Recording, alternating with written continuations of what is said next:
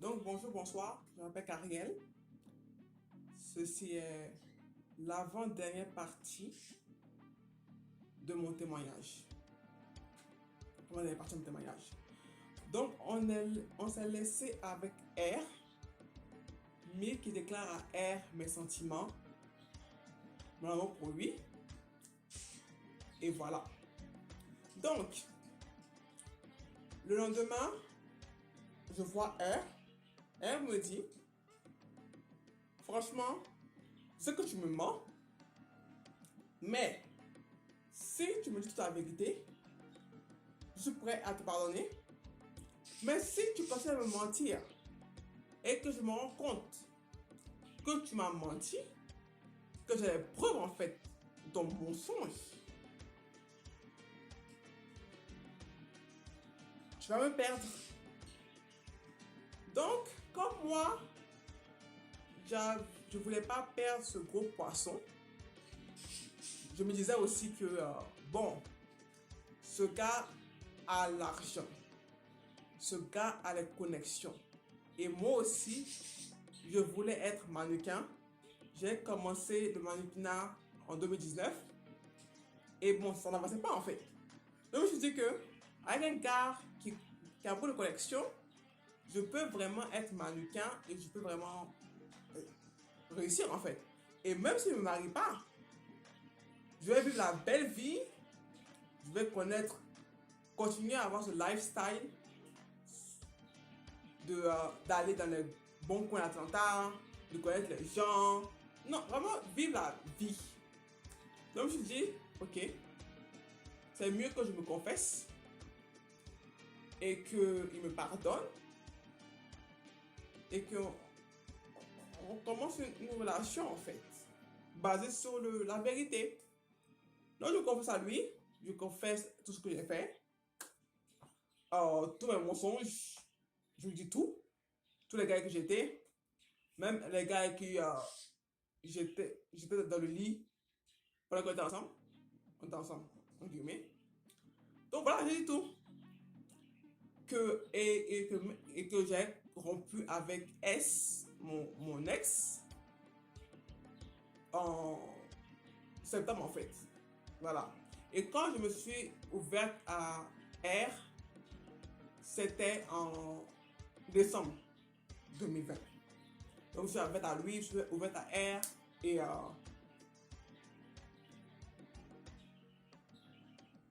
voilà quoi.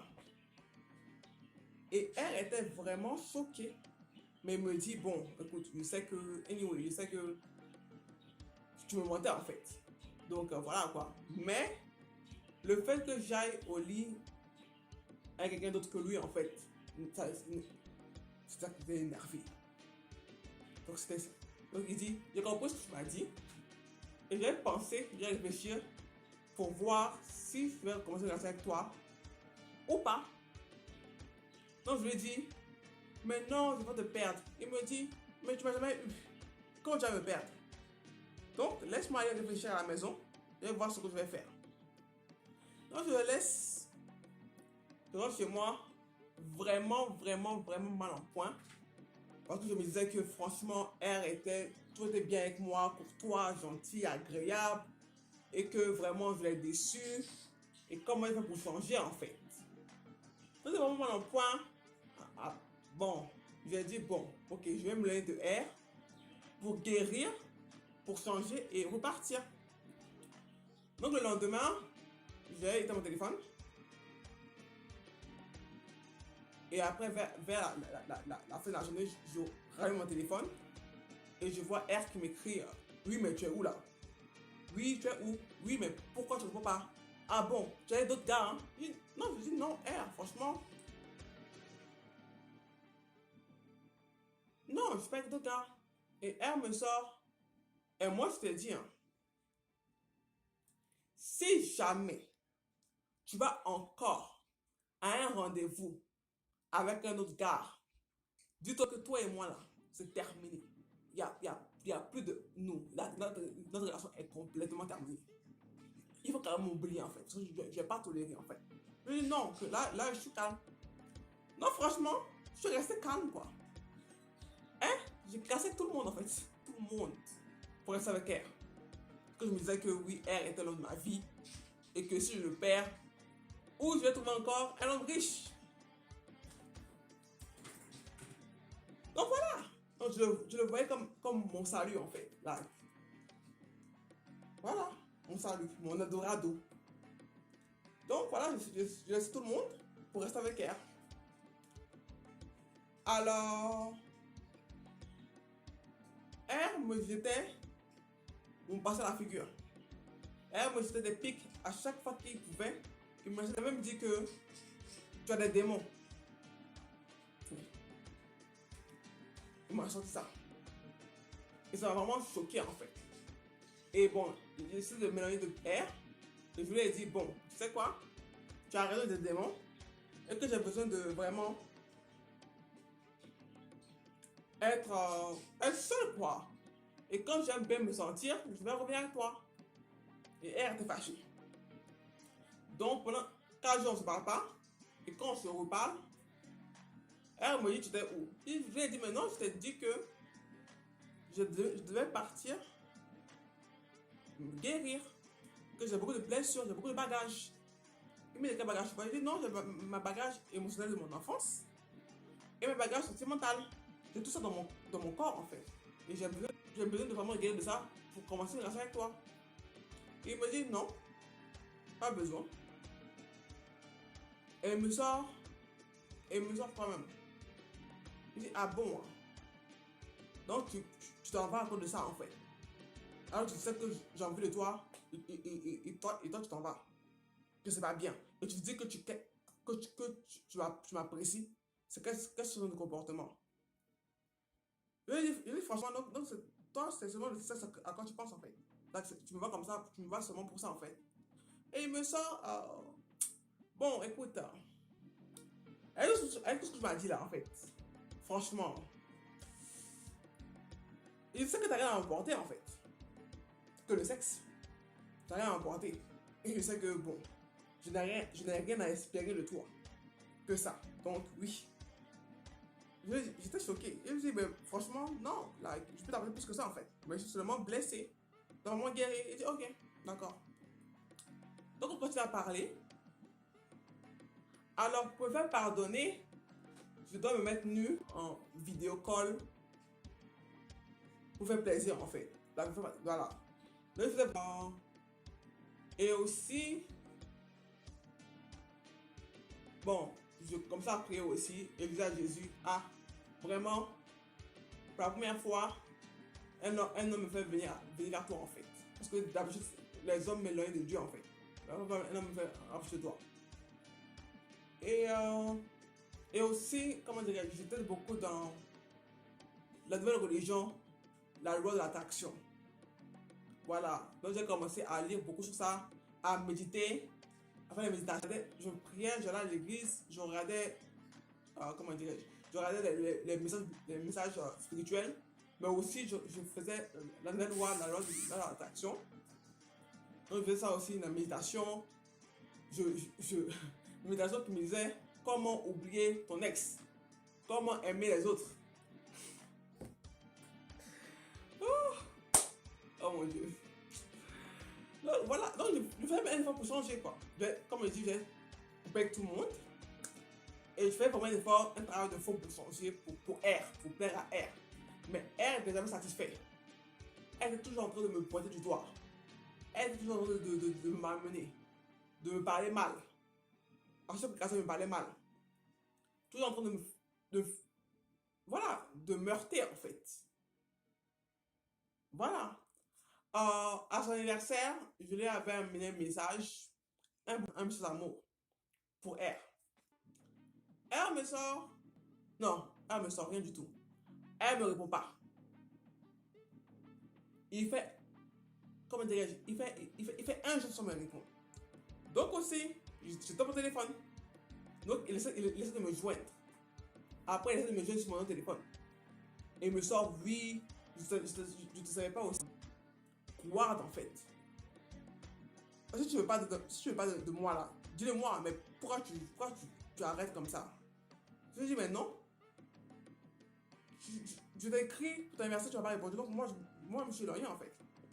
Donc, voilà. Il dit non, voilà. Donc, quand tu as se parler, quand tu as se parler, quand tu as se parler, quand tu as se parler,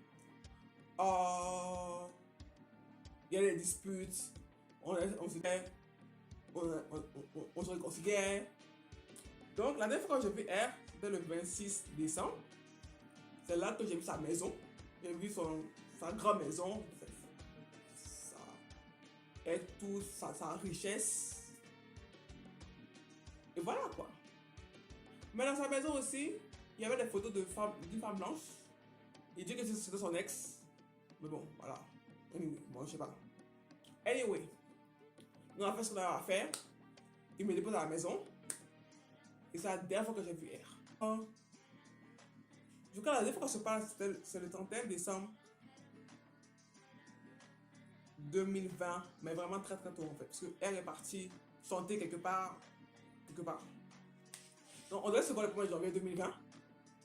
Mais comme il m'a pas écrit depuis le 31 décembre 2020, donc, on s'est pas vu en fait. Je rentre dans l'année 2021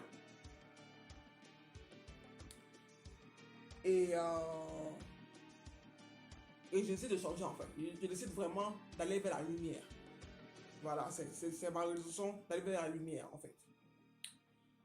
Et je me dis, et tous les gens en fait qui vont pas m'aider vers la lumière, je le mets à côté. Et puis il y a une voix qui me dit, bah, et R, tu fais quoi de R? Je dis franchement, je ne sais pas vraiment si R m'aime ou pas en fait. Donc je vais tester R pour voir si R m'aime vraiment. Parce que je ne fais pas confiance. Et je passe sur le système pour moi, donc je vais tester R. Donc on se parle. Le 1er janvier, il m'amène bonne année. C'est tout. Le second janvier, alors j'étais à R. R me dit, waouh, tu m'écris maintenant? Je lui ai dit, ouais, je t'écris. Et bon, je lui ai dit, ouais, mais bon, toi, quand je t'écris, je ne me réponds pas, donc moi, je ne vais pas t'embêter en fait. Je ne vais pas être vraiment derrière toi, je ne vais pas te saouler en fait. Il dit, ah, ok. Mais il dit, non, tu ne me saoules pas.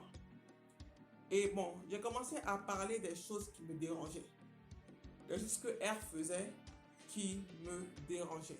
Il dit que des fois, je ne fais pas confiance, mais bon, je dois me travailler sur ça en fait. Et puis il me dit, tu fais pas confiance, toi? Toi qui depuis la relation, depuis le début de la relation, tu ne fais que mentir. Tu as le culot de me dire que je ne fais pas confiance. Alors, mais je parle de toi.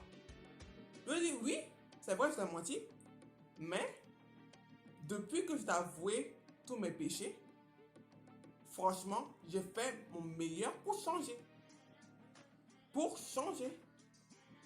Et c'est comme si toi, tu ne vois pas en fait. Il me dit, ah bon, tu as fait le meilleur pour changer. Mais bon, ça fait 2 jours là que, là, quand il m'a dit ça, c'est parce qu'il pensait que j'étais avec un autre gars en fait. Voilà. Après, je lui ai dit, non. Pourquoi tu me dis 2 jours? Des fois, c'est comme si tu te croyais meilleur que moi en fait. Des fois, c'est comme si tu pensais que t'es le parfait, tu es le beau et moi je suis la bête. Et que ça se fait pas en fait. La question devant me changer. Et tu es toujours en train de jeter mon passé à la figure. Et que des fois, j'ai une attitude bigote. Après, il faut dire aussi que le gars était supposé être chrétien aussi. Hein. Ok, il avait bossé à l'église aussi. Il s'occupait de la musique de l'église. Il est vraiment connu. Dans le domaine gospel chrétien, il est vraiment connu. Je suis allé le checker. Il est vraiment, vraiment connu en fait. Donc, quand je lui ai dit ça, qu'il était bigot, il a commencé à s'énerver. Il dit, ok, t'inquiète pas, je vais plus être bigot, t'inquiète pas. Après, il était silencieux. Je vais vers lui, je lui dis, ouais, mais pourquoi t'es silencieux? Il me dit, ouais, moi et ma bigoterie, on essaye de ne pas s'énerver. Je lui dis, pourquoi? Je lui dis, pourquoi tu vas t'énerver? Je lui dis, ouais, quand toi, quand toi, tu me fais des complaintes, qu'est-ce que je fais? Je change pour toi.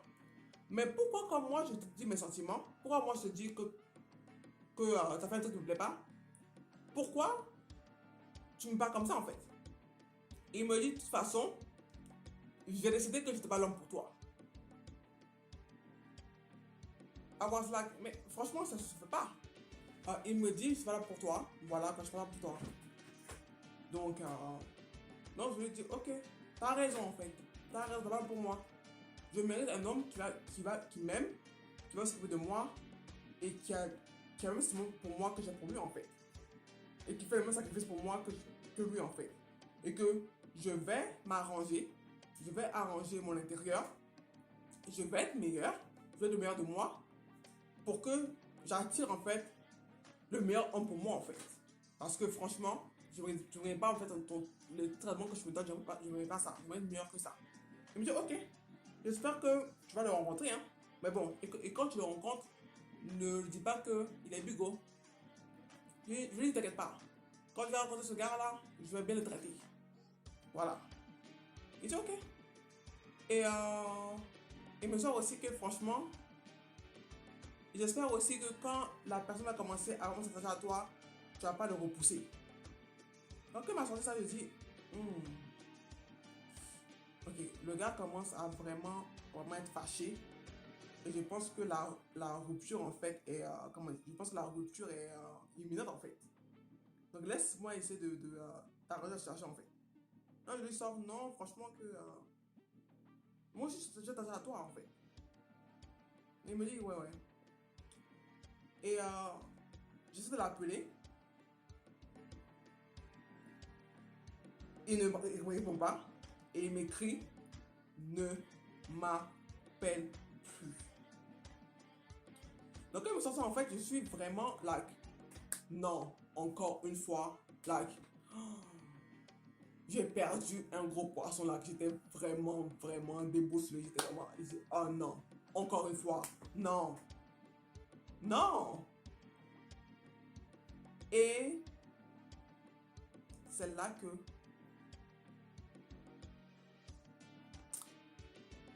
j'ai eu le désir. Après cette rupture, quelques minutes après la rupture, cette fois-ci, j'ai commencé à prier, j'ai dit, Seigneur, je suis fatigué de la vie que je suis menée. Et il faut savoir aussi, je dois retourner un peu en arrière, que le 10 décembre ou le 15 décembre 2020, il y a un de mes amis, un de mes ex-collègues qui était dans mon travail quand j'étais caissière, qui s'est suicidé. Donc ça m'a vraiment choqué en fait. Ça m'a vraiment choqué. Et j'ai vraiment pleuré parce que je l'aimais beaucoup. Et c'était un petit garçon qui était vraiment gentil, agréable et qui avait le futur devant lui en fait. Et elle est mort en fait, Joseph. Quand Joseph est mort, like, ça m'a vraiment marqué quoi. Donc, voilà. Non, mais quand R me dit de l'appeler, je vais vers Jésus. Et il dit que franchement, Jésus, je te donne ma vie. Je te donne ma vie. J'ai eu une ampoule, ça a illuminé en fait. Je dis franchement, je ne peux plus continuer comme ça. C'est comme si je vais un cirque en fait. Toujours la même chose, année après année après année. Toujours la même chose.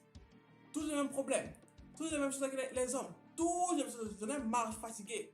Prends ma vie. Prends ma vie. Donc voilà. Je fais cette prière. J'appelle une de l'église et je demande après le pasteur de l'église de la branche anglaise en fait. Et elle dit oui, il est toujours là. Donc je dis ok, demain, dimanche, je suis avec vous. Donc voilà, je vais m'arrêter là pour le moment. Et la prochaine partie, la dernière partie,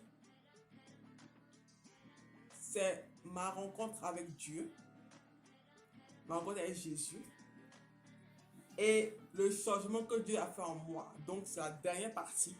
je suis désolé, je sais que j'ai parlé beaucoup vite. C'est beaucoup de parties que vous allez avoir.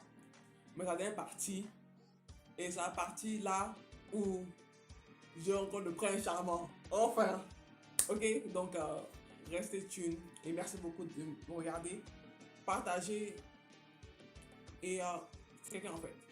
Donc je vous remercie et je vous donne un gros bisou.